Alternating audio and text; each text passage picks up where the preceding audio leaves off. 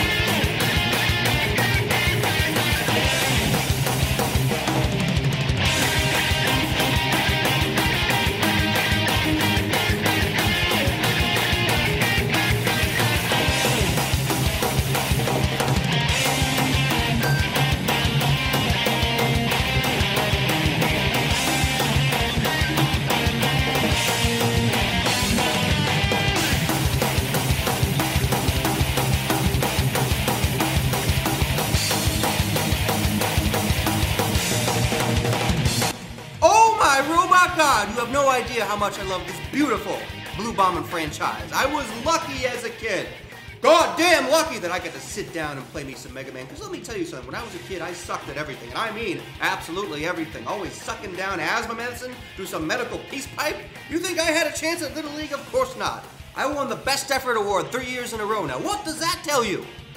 Mega Man was good to me as a kid, oh so good to me. Now I know anybody born after 1990, this is going to be hard to swallow, but when Mega Man came out, it was in fact a gaming revolution. The graphics and the sound were astounding for its time.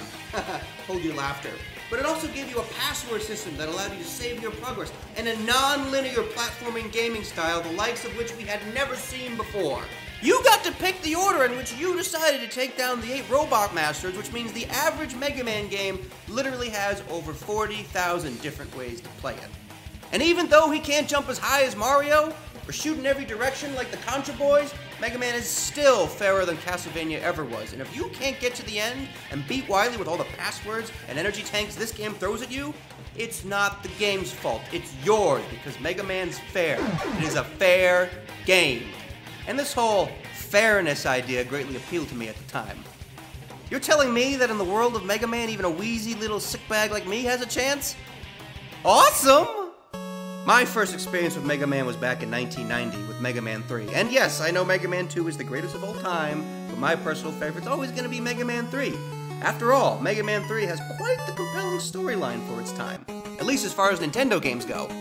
In the story of Mega Man 3, a mysterious, whistle-playing robot that turns out to be your long-lost brother at the end, is starting some serious shit with you. All the while, you, Mega Man, are on a quest to collect the 8 special energy tanks for your creator, Dr. Light, and the newly reformed Dr. Wily to help build a Gundam-sized peacekeeping robot named Gamma that's supposed to usher in a new age of harmony and peace, only to get double-crossed at the last second by Dr. Wily. He takes Gamma to his secret fortress, forcing you to face him down and the Gundam-sized anything but peacekeeping robot down in a final showdown, only to have all of Wily Fortress come crashing down on your head and to get saved at the last second by the aforementioned long-lost flute-playing brother who was starting some shit with you way back. And then, of course, before your very eyes, the double-crossing Dr. Wily gets crushed like a bug under the rubble of his own castle and left for dead. To a 7-year-old boy, that was a pretty damn cool story right there. I never thought it could be topped. I never thought there would be another Mega Man again, but I was wrong on both counts. There would be many, many more Mega Mans, but it would take 18 years before Mega Man 3 was ever topped. Top. Flip top. Enter the Mega Buster Flip Top trilogy, Mega Man 4 through 6. Why is it called the Mega Buster Flip Top trilogy? Because Mega Mans 4 through 6 are all very much cut from the same cloth. Though they're all Mega Mans, 1 through 3 and 4 through 6 feel like their own separate animals. 4 through 6, of course, introducing us to the super-duper flashy Kamehameha Mega Buster Charge Shot, and the easily tricked and super helpful Eddie Flip-Top character. And most importantly of all, the plot of all three games has the same, often laughable, Scooby-Doo style story, revealing every single time it's secretly none other than Dr. Wily causing all those robo-shenanigans, and not a Cossack or a Proto-Man or a Mr. X? Seriously? You weren't even trying at this point anymore, were you, Wily? And I would have gotten away with it too if it wasn't for that blue bomber and those meddling kids. And don't get me wrong, I'm not knocking 4 through 6. They're still decent games, and they still beat the pants off of 7 and 8. But I know I'm not alone when saying the Mega Buster Flip-Top trilogy just didn't compare to the old ones. Number 6 probably came the closest with its clever Robots Around the World theme, and its nice new Robo Rush jetpack. In fact, I would go so far to say number 6 is easily the most underappreciated Mega Man of all time. But when it came out, few of us ever played it because the SNES, Super Nintendo, had already been around for 2 years, and number 5 was so god-awful terrible that most Mega Man fans didn't even want to look the Blue Bomber in the face anymore. Yes! Number 5 was terrible. It was the worst NES Mega Man. For the love of God, you actually fight Thomas the Tank Engine Man, the dad from Little Mermaid Man, Special Needs Man, Construction Paper Arts and Crafts Man, and I was used to burn innocent children villages to the ground back in Vietnam, 1969, man.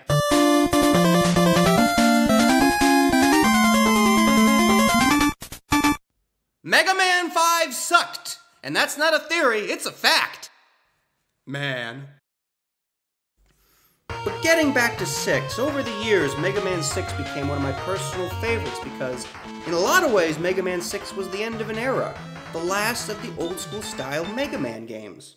Sure, we'd get 7 for the SNES and 8 for the PlayStation. The graphics would upgrade, they'd go from 16-bit, 32-bit, they'd throw in an FMV scene or two.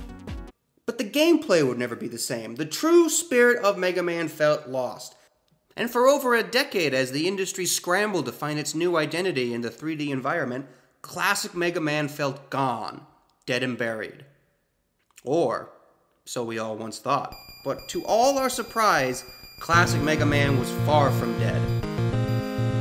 Turned out the little Blue Bomber still had some extra lives in him. He still had a few tricks up his sleeve, and I kid you not, what I'm about to tell you is my most favorite video gaming moment of all time. Probably one of my most favorite moments in life, too. Summer 2008. As I've already mentioned on my Bioshock video, I used to work inside a prison, but what I haven't mentioned yet is how terrible I used to be at when I first started. No joke, worse than when I was a Little Leaguer, I swear. And by summer 2008, I had just finished my first fantastic year on the job. Yes, I'm being sarcastic. I was living in an apartment tinier than a shoebox, and I was just about going out of my mind working every single night from 11 p.m. to 7 a.m. Do you know what sucks worse than working inside a prison? Working inside a prison on midnights. Midnights will kill you. You never get enough sleep, and even on your days off, you're always awake while everyone's asleep. It's the purest loneliness I've ever felt in my life. And for the most part, I spent my nights off drinking and watching internet videos until the sun came up. Is that pretty lame? Yeah. Have you ever worked a prison on midnights? No. Around this time, James Rolfe and the Nostalgia Critic had fully exploded on the internet scene.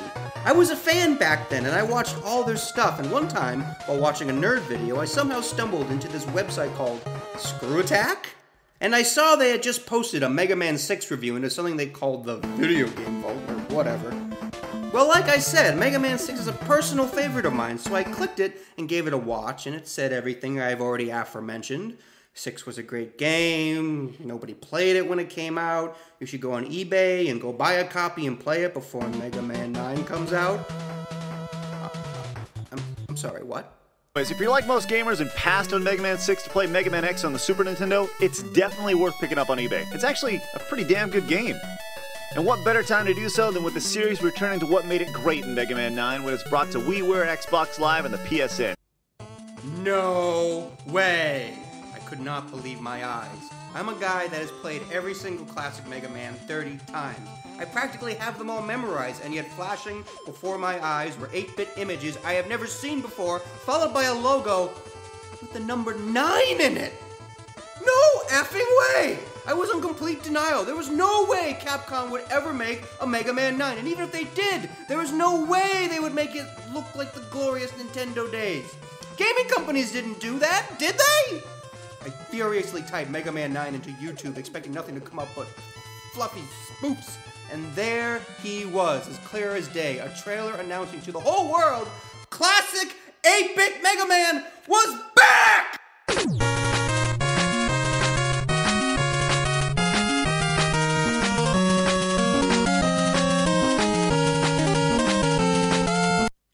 I must have shouted, "He's back," at the top of my lungs. I probably woke up half my apartment complex, but I didn't care because classic Mega Man was back.